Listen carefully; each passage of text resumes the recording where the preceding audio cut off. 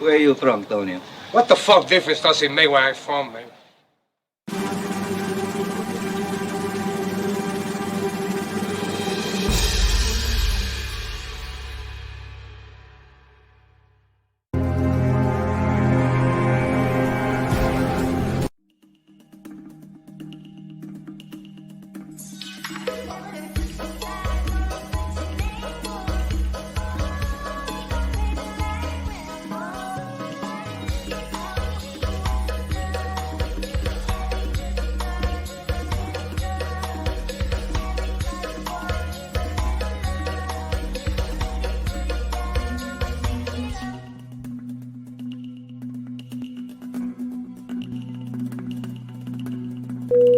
Now boarding.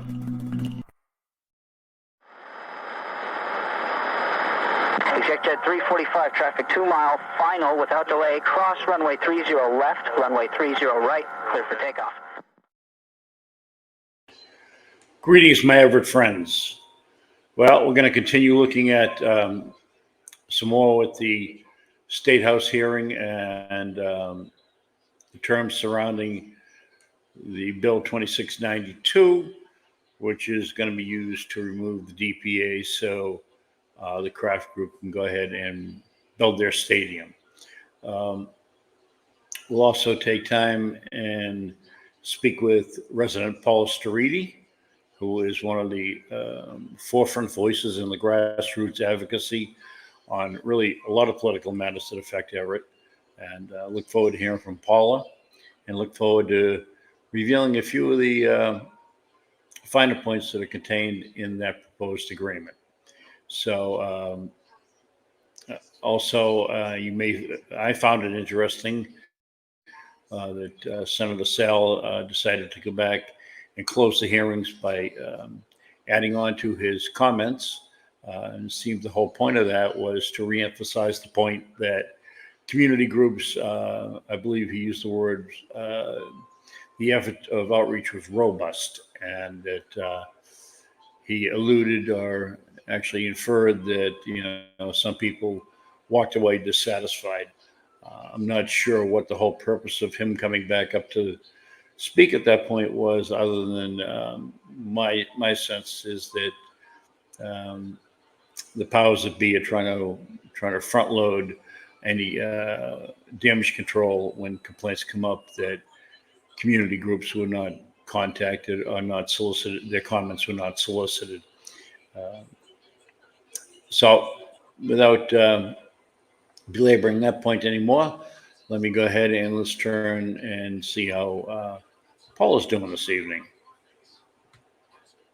Start recording. All right, now let's check in with Paula. Hi, Will. And there she is. How you doing, Paula Sterite?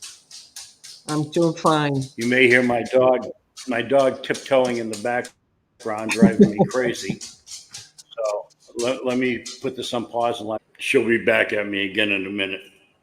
But all right. So you went to the State House on what was that? The 2nd? No, Yeah. I noticed they didn't have it on April 1st. So it would have been better. It would have been more appropriate, I think. So.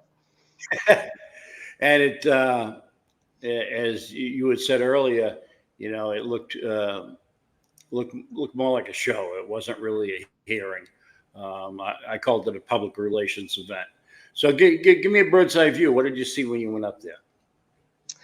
Like I said, when I got there, it was empty because I got there pretty early. And then, we've been, by the time, like 15 minutes before the meeting started, a bunch of blue suits, a lot of the people from City Hall came, the mayor, Sal, DiDomenico, all the proponents of the projects, like lined up on the right side, and a handful on the left-hand side. There's only myself and one other woman from Charlestown that was against it.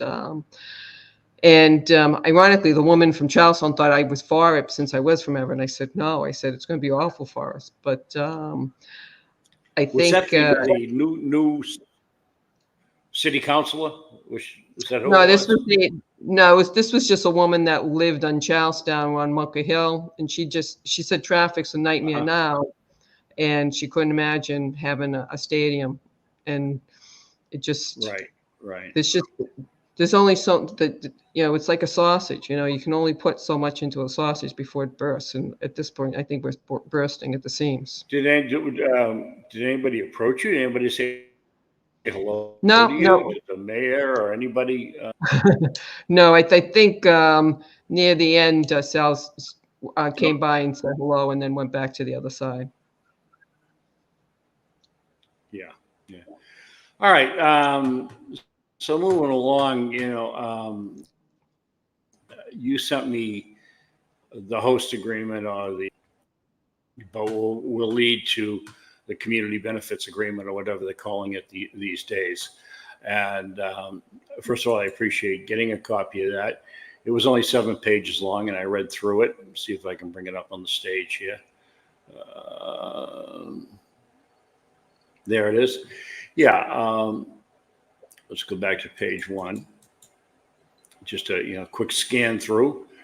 It was very, very basic. They'll get into the detail when they do the actual agreement itself. But one thing that caught my attention was, I believe it was on page 3. What was it, 4? It was page 4. Was they mentioned the Eversource. They mentioned Eversource, and we'll see if I can bring up a better copy of that.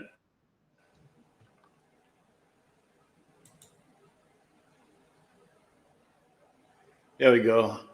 And down on the bottom, it talked about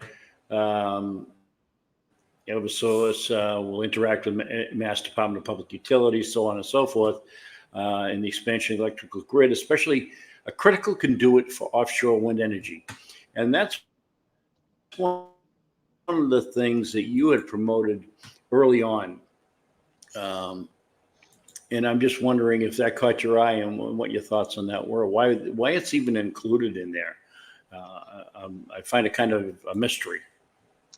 I think they put it in there because there's going to be a huge gap once that power plant shuts down on the electrical side of things.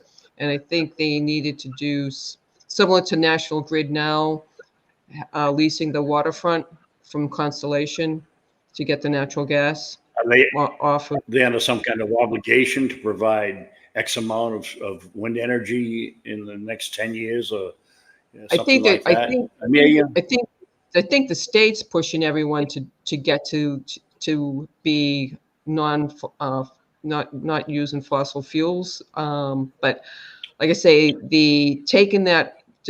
removing the designated DPA from that port would limit what types of turbines could come in to the port because. Well, under the current legislation, it would for sure. Right. And I think part of what I've read about when the Gulf of Maine project, where they're predicting like $1 trillion industry by the year 2040, that it's something that would be really beneficial to the city if we could jump in on that industry, since we don't have any industry in the city to offer good paying jobs. And everything that does come in is all service. The bottom line here is, inflation is worded. It gives the Kraft Group, or actually NRS, which is they do business as Gillette Stadium. Of course, that's part of Kraft. Right. But they kind of gives them carte blanche for 5 years to do as they see fit.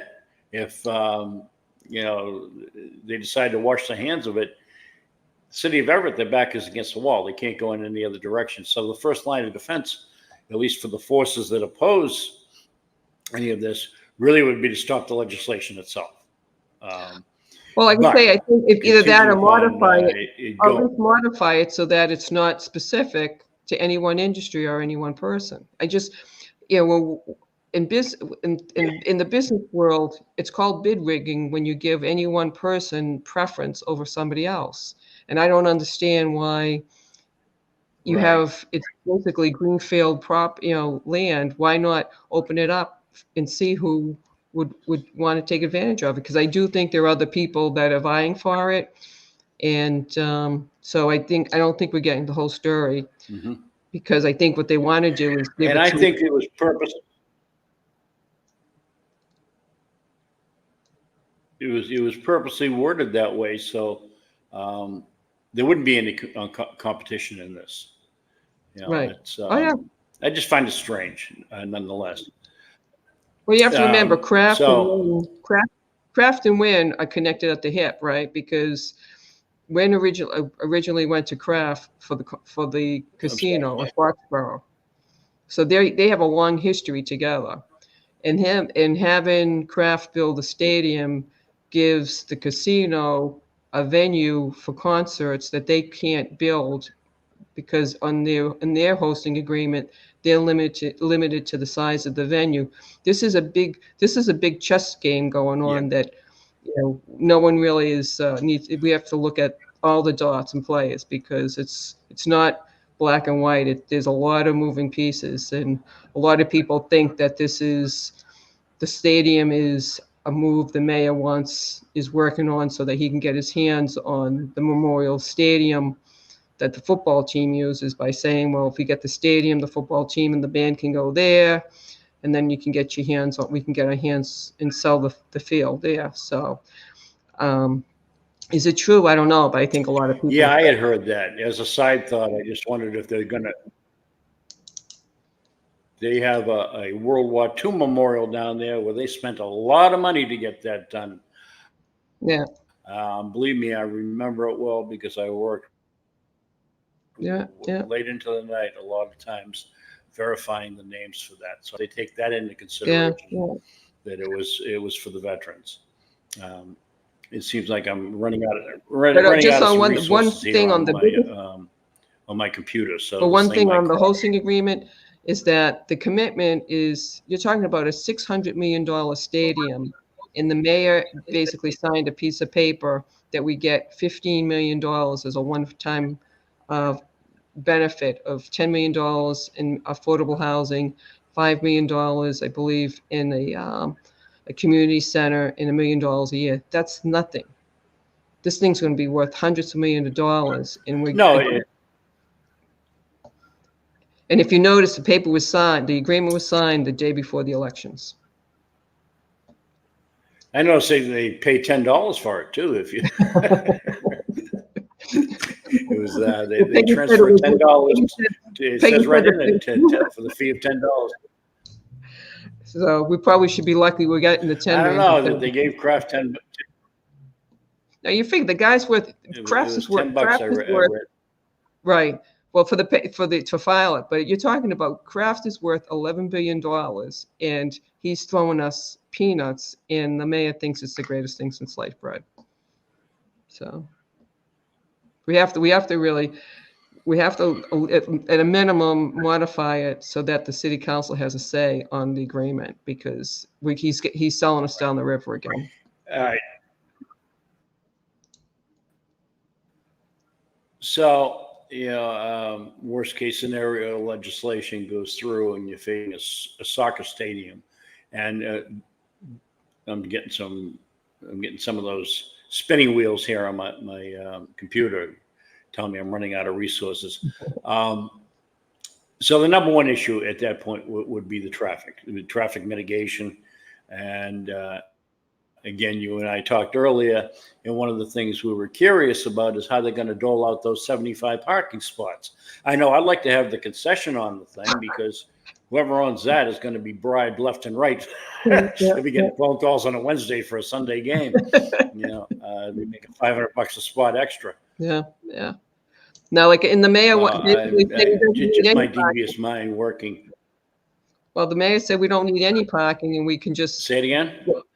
The mayor said we don't need any parking, and that everyone's going to take public transportation. and that he's going to put fast lanes on up and down Yeah. Broadway and down Second Street, basically wipe out any small business up and down Broadway and take away, hundreds of parking spaces for the residents. It's just, but he doesn't seem to care about the people in Everett.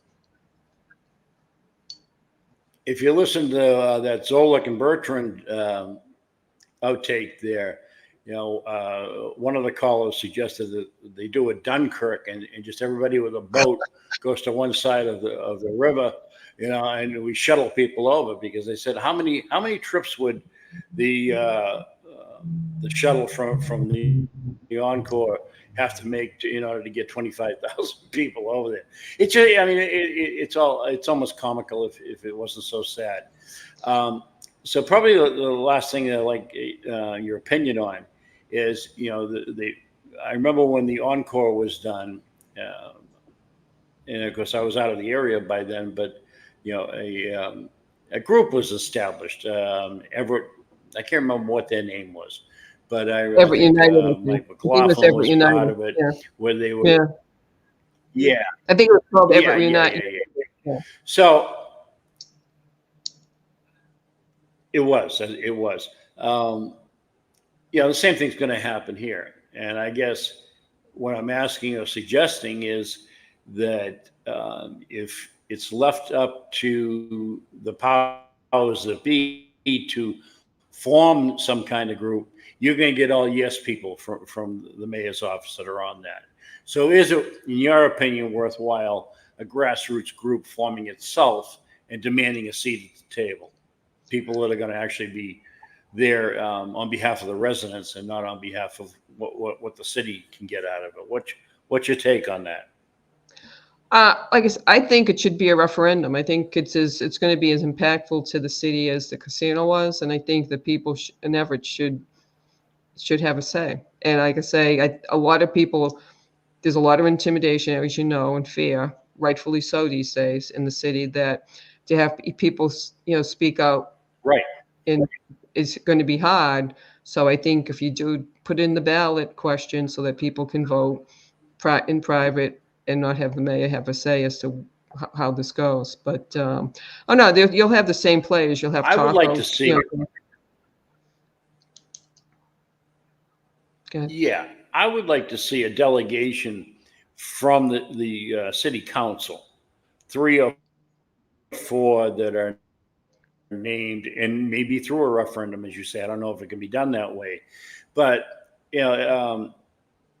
history's an indicator. We saw what happened when the mayor was pretty much the sole negotiator for the community benefits agreement, a host agreement.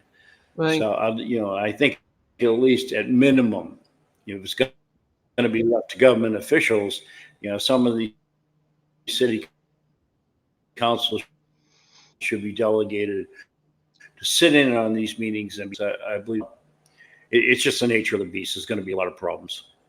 Oh no, like I say, I think. All right, so I'm going to have to wrap this up now. And go ahead.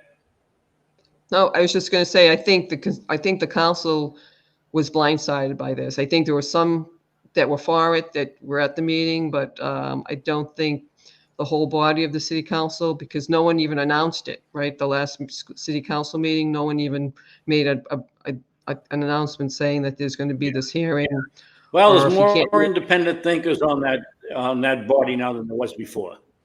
Oh yeah, definitely. So there goes my screens again. All right, I'm going to have to wrap this up. I appreciate your thoughts, Paul, and hopefully you'll be able to carve out some time to come back and talk about this some more. I'm going to extend some invitations to those in favor. I don't know if the good senator would be interested, and I'm certain nobody on City Hall would be interested in talking with me, since we are ER2 based. That's where this stream comes out of. That's the foundation for it. But I'd like to get some differing opinions. As I said, I'd like to get Maggie Sullivan, and I'd love to have you back to talk with these people if you'll be able to do that. Oh yeah, anytime. Yeah, just let me know. And at least I know that works. I know if it's my computer dying or yours. No, my computer. Now you know the rest of the story.